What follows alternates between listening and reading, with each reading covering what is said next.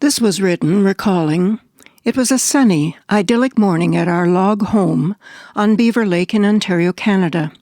A peaceful morning of harvest season making jam in the kitchen. Then the TV jolted us to the horrific history unfolding live before us. The images stayed with me, but it is only now, a number of years later, that I have found this media in which to record these memories. Perhaps timing indicated I needed to now purge those dramatic events from my being. I call this Infamy, September the 11th, 2001, poem by Joyce Wilde Teetzel, February 24th, 2003. Aftermath. Misshapen skeletal girders askew, they stand like headstones o'er the core. Devil's rubble supports them, atop hell's now entombing door.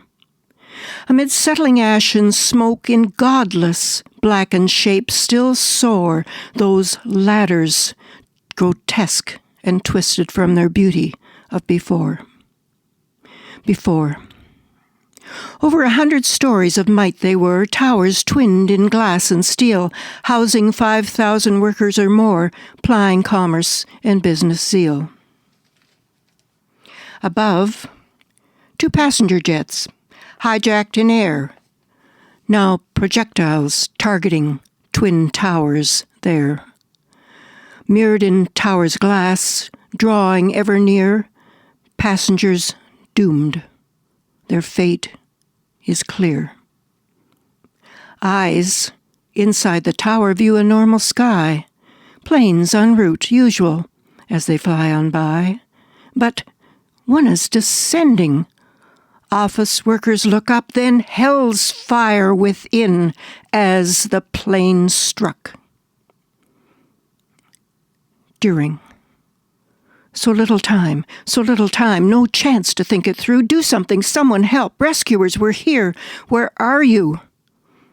The world sees history unfold on TV screen. Thank God we're not in the tower just seen. The devil's smoke billows from the 80th floor as the second jet strikes as the devil before. In the smooth glass skin of each tower, a flaming wound where each plane tore a hellish hole, emitting blackened spews of deadly smoke from each festering sore. We know people and planes are fused within, as glass shards fall glittering, tossed by wind. And as towers shake off their glass and debris, missile-like, it rains down as pedestrians flee. Rescuers. Sirens wail.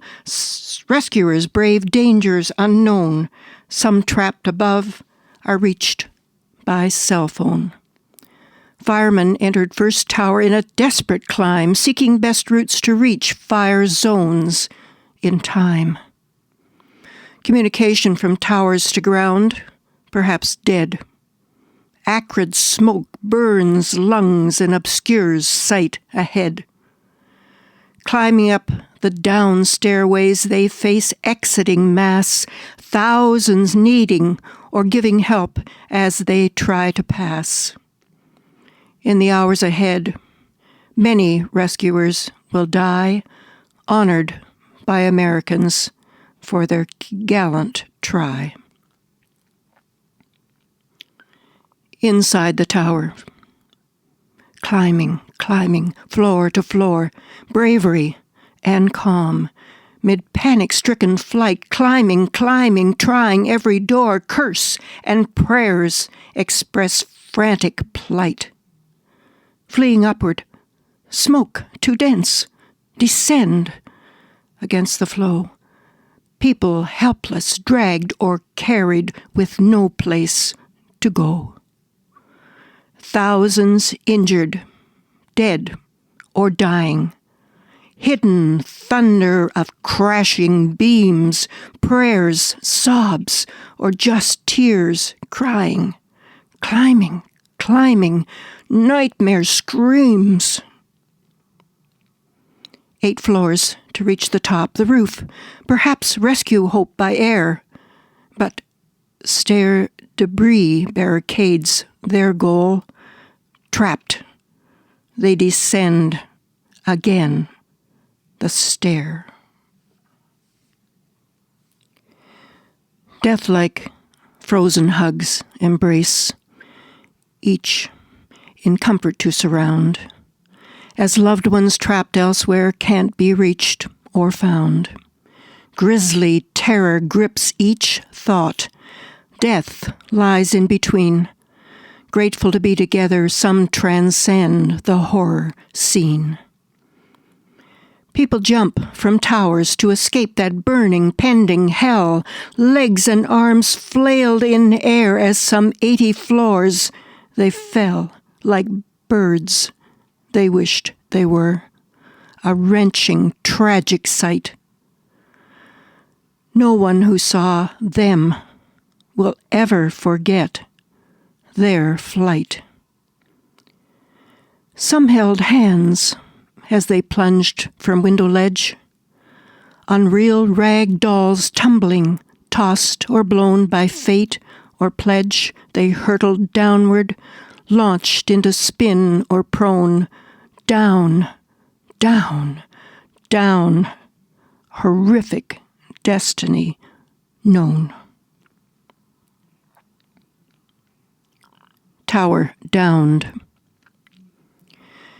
It's now over an hour since the terrorism hit. The 2 towers, though damaged, yet firmly sit.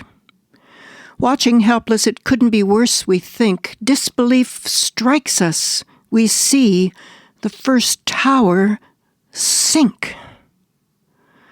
Sounds like a million pile drivers as floors thrust down, their full weight impacting all tunnels below ground. Crowds there fleeing subway or concourse shops, deafened as walls crumble, dead as time stops. As tower floors compacted and melted straight down, whipped in tornado wind, ash and rubble roared round. Its choking death wave clawed at heels of those fleeing from its Pompeian-like flow, their own death foreseeing. The second tower TV image emerged to world view. There it is. It survived. Though scarred, it came through. Moments later, just like slow video replay, it imploded. Encapsulated were thousands of people that day. Today, smaller buildings proudly still surround that area, which for thousands is burial ground. Silent pillars, symbols they, like those of a Flanders field, stand as silent guardian or victims. They're concealed. Epitaph. A day of infamy, a day of grief, a day of courage, a day of the worst and the best of humankind. Amen.